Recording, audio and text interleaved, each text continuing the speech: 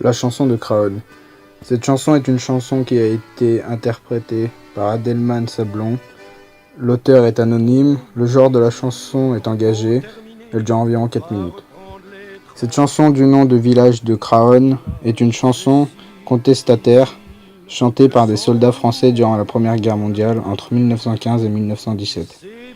La chanson de Craonne est connue pour avoir été entonnée par les soldats qui se sont mutinés. Cette chanson anonyme a sûrement plusieurs auteurs. Elle est apprise par cœur et se diffuse oralement de manière clandestine. Selon une légende, le commandement militaire aurait promis 1 million de francs et la démobilisation à quiconque dénoncerait l'auteur. La chanson a évolué au cours de la guerre.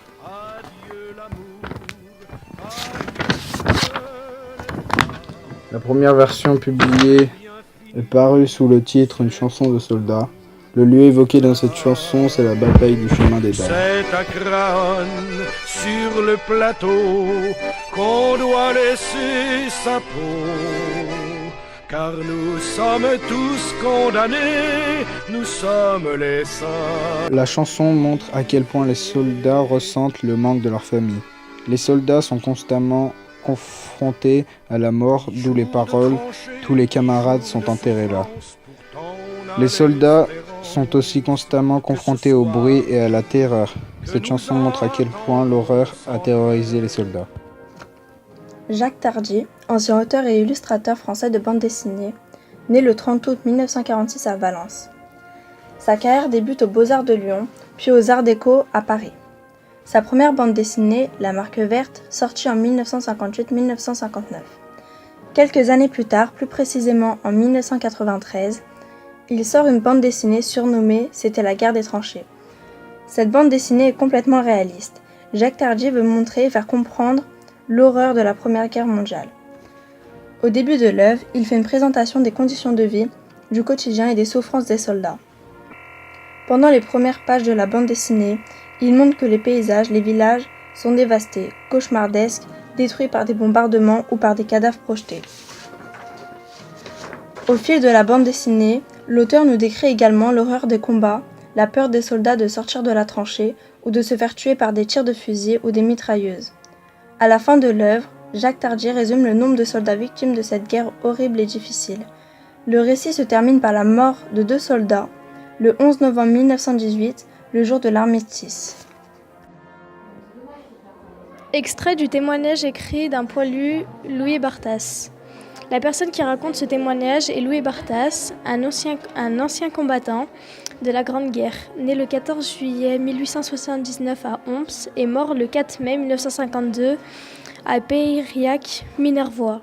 Il a écrit son témoignage en 1914-1918. Louis Barthas est de nationalité française. En 1914, Louis Barthas a 35 ans. Il était tonnelier à Peyriac-Minervois. Il a repris ce même métier après l'armistice. Il écrit ses expériences de guerre dans un journal personnel très apprécié. Louis Barthas a fait la Première Guerre mondiale entière, mais n'a pas pu aller à la seconde car il était trop vieux pour aller se battre. Dans son témoignage, Louis Barthas décrit son quotidien dans les tranchées. Il parle des villes à moitié démolies et ravagées, des déplacements qu'on leur impose. Il raconte aussi la pression que les personnes mieux placées leur mettent, le manque d'hygiène, les maladies, les conditions de vie, les odeurs de cadavres, les obus, les balles, les fils de fer, la peur de la mort. Louis Barthas décrit tous les aspects de la guerre. Un texte 100% vrai, puisque Louis Barthas a vécu et connaît la guerre telle qu'elle est vraiment. Verdun, peint par Félix Vallotton, peintre suisse, 1865-1925. Verdun est un tableau de guerre interprété. Projection colorée noir, bleu et rouge. Terrain dévasté, nuée de gaz. Verdun est une peinture à l'huile, sortie en 1917. L'idée n'est pas d'essayer de rendre compte des instants décisifs du combat, ni d'en montrer les tenants et les aboutissements. La bataille de Verdun, février-décembre 1916, qui est restée le symbole de l'enfer de la Première Guerre mondiale par l'acharnement des attaques allemandes qui eurent lieu. et le symbole de l'héroïsme des Français, résiste à l'invasion ennemie apparaît ici sous une forme quasi abstraite. Il faut préciser que l'artiste n'a pas participé à l'événement. Il l'a seulement observé au cours d'une mission au front.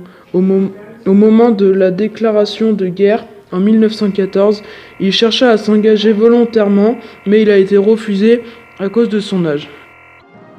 L'enjeu est bien là. La violence extrême des combats provoque la désagrégation du paysage, la disparition, l'effacement de l'humain derrière une machine de guerre. Mais ce cataclysme bouleverse aussi les catégories esthétiques existantes et conduit à remettre en cause certaines représentations de l'art.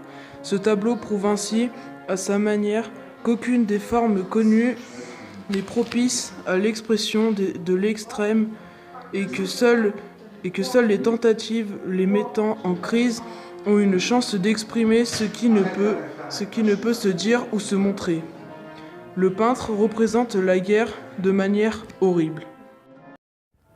Un long dimanche de fiançailles est un film de Jean-Pierre Jeunet et est sorti en 2004.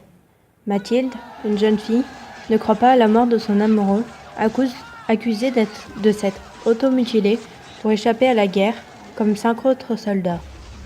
Elle se lance alors dans une quête de réponse et fait de nombreuses rencontres sur son chemin. Ce film montre à quel point la guerre touche des familles, des amitiés et des amants. Il y a d'ailleurs dans ce film de nombreuses scènes où la guerre est représentée de manière réaliste et donc atroce. Les soldats sont dans des conditions de vie horribles et sont constamment dans la peur, le bruit des obus, les mitrailleuses sont constants.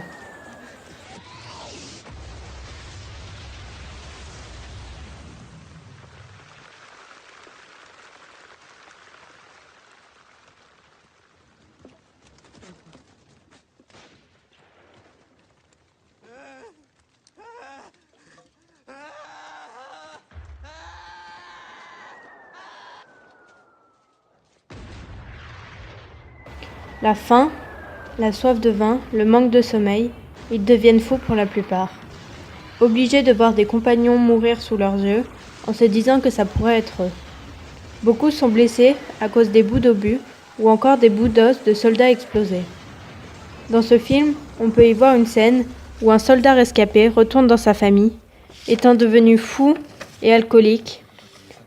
Sa femme et ses enfants ne le reconnaissent plus. Même en étant en vie, il ne s'en sortirait pas indemne. La guerre touche tout le monde. Des corps complètement ensevelis sous la terre, empilés les uns sur les autres. Certains corps ne seront jamais identifiés, tellement déchiquetés. Jean-Pierre Jeunet a vraiment voulu montrer plusieurs aspects de la guerre. Il crée une œuvre très touchante, avec un décor réaliste et de très bons acteurs. Il représente le quotidien des soldats comme une réelle torture. Cette guerre a tellement traumatisé et choqué tout le monde qu'aucun artiste n'a réussi à montrer un bon côté de cette guerre. Chaque œuvre montre les mêmes aspects de la guerre. L'adjectif horrible ou encore atroce reviennent dans presque toutes les œuvres. Le quotidien des soldats est représenté de la même manière par tous les artistes.